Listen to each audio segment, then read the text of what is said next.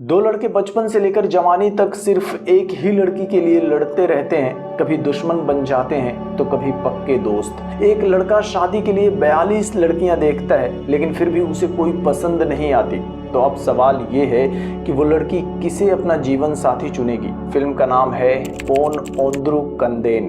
कहानी की शुरुआत शिवा, सैंडी और साई इन तीनों के साथ होती है। सबसे पहले हम शिवा को देखते हैं, जो कि एक हॉस्पिटल में सीनियर गायनाकोलॉजिस्ट है और फिलहाल अपनी शादी के लिए लड़कियां देख रहा होता है। शिवा की 3 बहनें भी हैं और अब तक शिवा 40 लड़कियों से मिल चुका है, लेकिन किसी के साथ भी बात आगे नहीं बढ़ पाई है। शिवा चेन्नई में अपने हॉस्पिटल में ही होता है।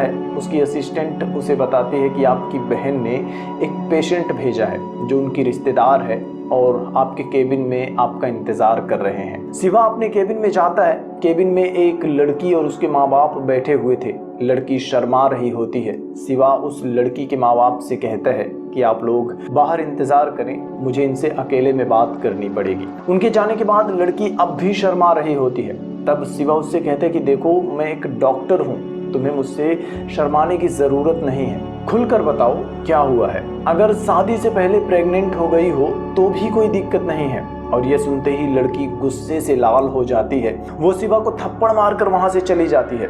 तब जाकर शिवा को समझ में आता है कि वो लड़की कोई पेशेंट नहीं थी। असल में शिवा की बहन ने उन्हें शादी के लिए शिवा से मिलवाने के लिए भेजा था।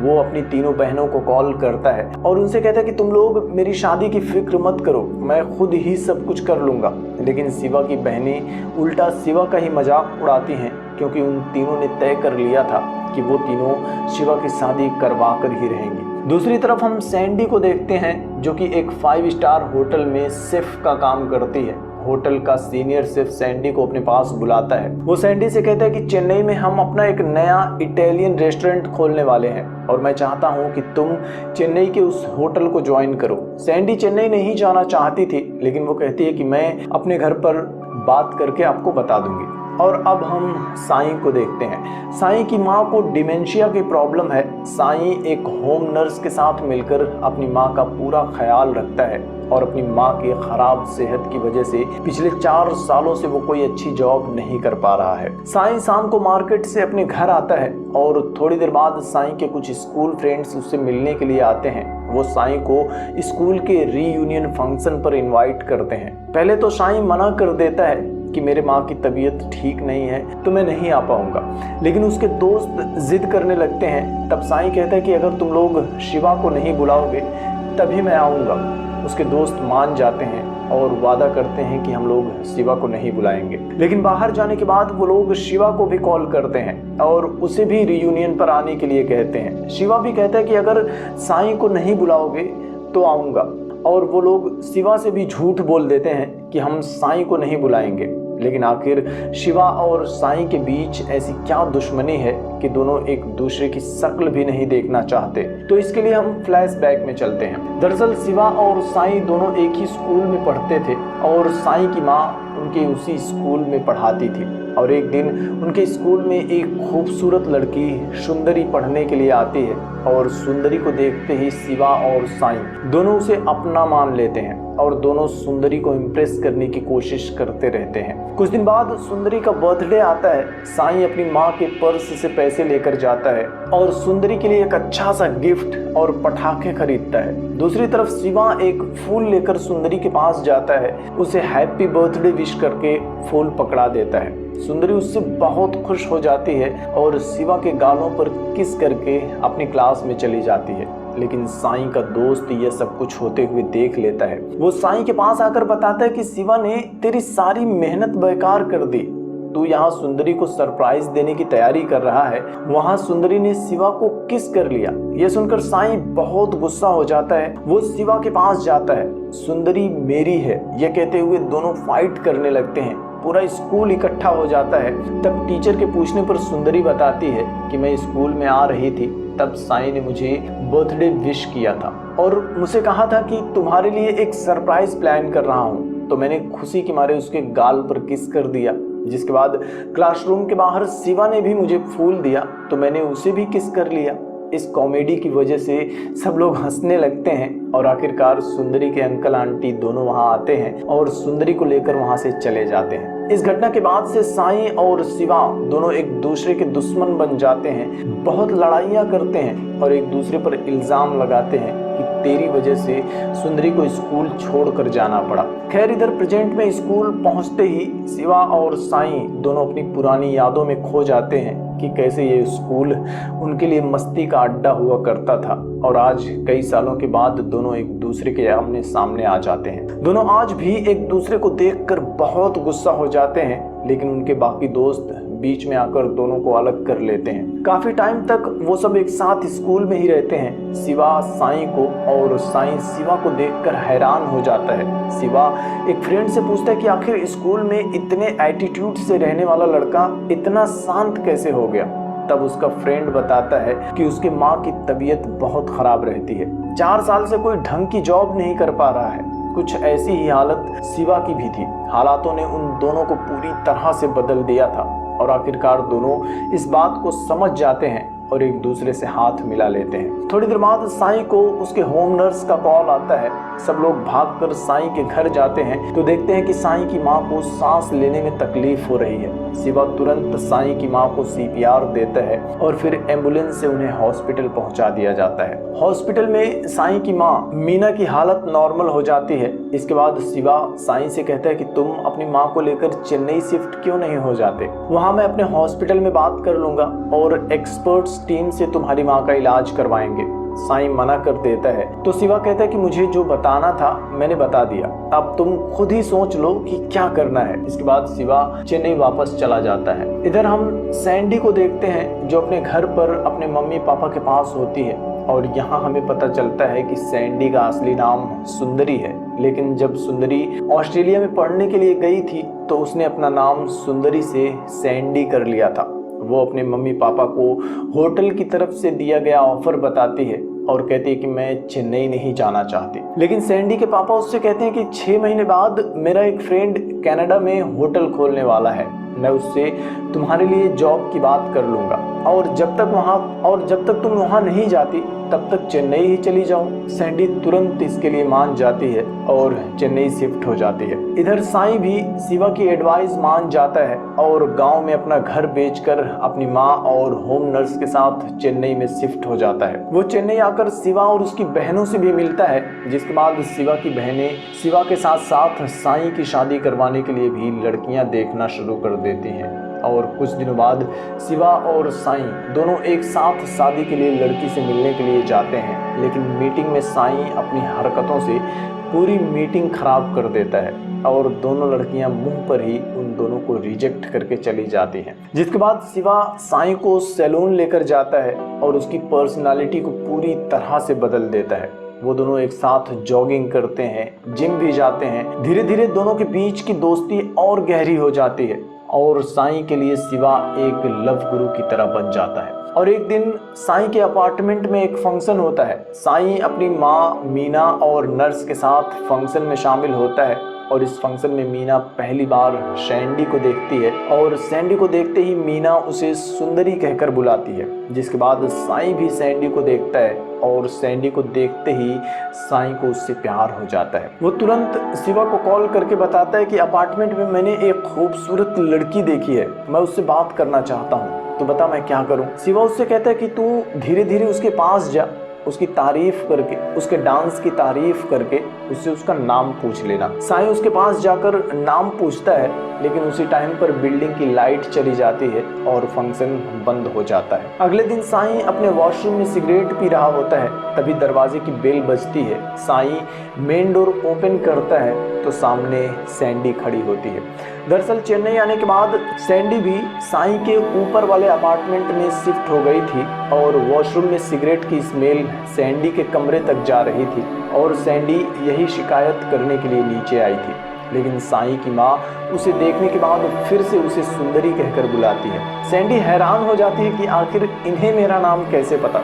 तब साईं उसे अपने स्कूल का नाम बताता है और पूछता है कि क्या कभी तुमने उस स्कूल में पढ़ाई की है। सैंडी कहती कि नहीं, मतलब साफ था कि सैंडी वो स्कूल वाली सुंदरी तो नहीं थी। खैर, इस तरह से धीरे धीरे सैंडी और साईं के बीच काफी अच्छी दोस्ती हो जाती है। दोनों एक दूसरे के साथ पूरा चेन्नई घूमते हैं। साईं की माँ भी सैंडी को पसंद करने लगती है। साईं तो उसके साथ शादी करने के सपने भी देख लेता है। सैंडी भी उसे अपने बारे में सब कुछ बता देती है कि मेरी शादी हुई थी, डिवोर्स भी हो चुका है। और इस तरह से कॉमेडी के साथ कुछ दिन बीत जाते हैं और फिर एक दिन शिवा की बहनें शिवा को एक मॉल में लड़की से मिलाने के लिए लेकर जाती हैं। तभी शिवा देखता है कि साईं भी इसी मॉल में है। वो तुरंत साईं के पास जाता है और कहता है कि यार, लड़की मिल गई तो मुझे भूल गया, मुझे भी उससे मिलवा। साईं शिवा को सैंडी से मिलवाने के लिए लेकर जाता है, लेकिन सैंडी को देखते ही शिवा पीछे की तरफ भागकर छिप जाता है और छिपकर वो सैंडी और साईं को शॉपिंग करते हुए देखने लगता है। तभी शिवा की बहनें भी वहां आ जाती हैं। वो तीनों भी सैंडी और साईं को देखकर हैरान हो जाती हैं, क्योंकि सैंडी कोई और नहीं, शिवा की एक्स वाइफ है और 5 साल पहले ही उनका डिवोर्स हो गया था। घर आने के बाद शिवा की बहनें उसे समझाती हैं कि साईं तुम्हारा फ्रेंड है तो तुम्हें उसे सब कुछ बता देना चाहिए। साईं भी सब कुछ बताने के लिए शिवा को लेकर एक बार में जाता है। 2-4 पैग लगाकर हिम्मत जुटाता है, लेकिन चाह कर भी वो साईं को बता नहीं पाता कि सैंडी उसकी एक्स वाइफ है। इसके बाद शिवा एक लड़की के साथ जानबूझकर उसी होटल में जाता है जिसमें सैंडी काम करती है। वो लड़की वॉशरूम में चली जाती है और इधर शिवा एक जगह पर अकेले खड़ा होता है कि तभी सैंडी भी वहां आ जाती है। वो पहले तो शिवा को देखकर हैरान हो जाती है, फिर दोनों थोड़ी देर तक नॉर्मली एक दूसरे से बातें करते हैं। फिर सैंडी कहती है कि 1 हफ्ते में हमारे रेस्टोरेंट की ओपनिंग है तो तुम भी पार्टी में ज़रूर आना। वो शिवा से उसका फ़ोन नंबर लेकर अपना नंबर भी दे देती है। इधर साईं और सैंडी एक दूसरे के करीब हो रहे थे। साईं बार बार अपने लव गुरु यानी कि शिवा को कॉल करके टिप्स लेता रहता है और एक्साइटमेंट में अपने और सैंडी के बीच की सारी बातें शिवा को बताता रहता है, इस बात से अनजान कि शिवा ही सैंडी का एक्स हस्बैंड है। अगले दिन शिवा अपने घर पर होता है कि तभी उसे सैंडी का कॉल आता है। वो शिवा से कहती है कि होटल के एक स्टाफ ने गलती से अपना हाथ काट लिया है। शिवा तुरंत उसकी हेल्प करने के लिए तैयार हो जाता है और अपने हॉस्पिटल ले जाकर डॉक्टर से उसका इलाज करवा देता है। फिर सैंडी और शिवा दोनों कैंटीन के पास खड़े होकर बातें कर रहे होते हैं। उसी वक्त साईं भी अपनी माँ का रूटीन चेकअप करवाने के लिए हॉस्पिटल लेकर आता है। वो सैंडी और शिवा को एक साथ देखकर हैरान हो जाता है। नर्स के साथ अपनी माँ को अंदर भेजकर साईं उन दोनों के पास जाता है। साईं को देखते ही सैंडी उसे शिवा का इंट्रोडक्शन देती है कि ये मेरा एक्स हस्बैंड है। साईं यह जानकर चौंक जाता है क्योंकि शिवा ने सैंडी को देखने के बाद भी उसे कुछ नहीं बताया था और अब शिवा और साईं दोनों सैंडी से इस बात को छिपा लेते हैं। वो दोनों दोस्त हैं और एक दूसरे को पहले से जानते हैं। अगले दिन साईं पहले शिवा और फिर सैंडी के पास जाकर पूछता है कि आखिर हुआ क्या था। वो दोनों बताते हैं कि एक मेडिकल कैंप में उन दोनों की मुलाकात हुई थी, प्यार हो गया था। दोनों ने घर वालों को मनाकर शादी भी कर ली थी, लेकिन शादी के कुछ महीनों बाद से ही दोनों के बीच झगड़े होने लगे थे और इसलिए दोनों ने म्यूचुअली डिवोर्स ले लिया था। शिवा साईं से कहता है कि अब तुम उस बात को लेकर इतना परेशान मत हो क्योंकि हम दोनों के बीच कोई फीलिंग्स नहीं है, लेकिन अंदर ही अंदर दोनों के बीच बचपन वाला कंपटीशन शुरू हो जाता है। दोनों अलग अलग टाइम पर सैंडी को इम्प्रेस करने की कोशिश करने लगते हैं। खैर, अगले दिन सैंडी की माँ और उसका भाई दोनों चेन्नई आ जाते हैं। सैंडी की माँ उससे पूछती है कि आखिर शिवा और साईं में से तुम्हें कौन पसंद है। सैंडी कहती है कि मैं फैसला नहीं कर पा रही हूँ क्योंकि दोनों ही बहुत अच्छे हैं। इसके बाद वो लोग फिल्म देखने जाने का प्लान करते हैं। सैंडी उन दोनों को भी थिएटर बुलाना चाहती है, लेकिन सैंडी की माँ उसे समझाती है कि ऐसा करना ठीक नहीं होगा, लेकिन सैंडी नहीं मानती और दोनों को कॉल करके थिएटर बुला लेती है। दोनों एक साथ थिएटर पहुंच जाते हैं और एक दूसरे को देखकर एक दूसरे से छुपने की कोशिश करते हैं, लेकिन आखिरकार वॉशरूम में दोनों का आमना सामना हो जाता है। दोनों एक दूसरे को नहीं बताना चाहते थे कि मुझे सैंडी ने बुलाया है, तो दोनों एक दूसरे से बहाना करते हैं कि मैं अकेले ये वाली मूवी देखने के लिए आया हूँ वगैरह वगैरह। थोड़ी सी कॉमेडी के बाद आखिरकार दोनों सैंडी के पास आ जाते हैं। उन सब के साथ बैठकर फिल्म एंजॉय करते हैं और थिएटर से वापस आने के बाद दोनों एक दूसरे से मिलकर फाइनल सेटलमेंट करने का फैसला करते हैं। साईं शिवा को पार्क में मिलने के लिए बुलाता है। पार्क में मिलने के बाद साई उससे कहता है कि तूने कहा था कि हमारे बीच अब कोई फीलिंग्स नहीं है, तो फिर तू उसके पीछे क्यों पड़ा है? शिवा कहता है कि मैंने उस वक्त तो बस ऐसे ही बोल दिया था, और वैसे भी 5 साल पहले मैं उतना मैच्योर नहीं था, लेकिन अब मैं उसे कहीं जाने नहीं दूंगा। और इसके बाद दोनों बचपन की तरह एक बार फिर से एक दूसरे से लड़ना शुरू कर देते हैं, और फिर से दोनों अपने अपने लिए सैंडी को इम्प्रेस करने की कोशिश करना शुरू कर देते हैं। इसके बाद सैंडी का भाई सैंडी को एक आइडिया देता है। वो सैंडी से कहता है कि तुम उन दोनों से अलग अलग मिलकर उनके साथ टाइम स्पेंड करके देखो, और जो तुम्हें समझ में आए उसे अपने लिए चुन लो।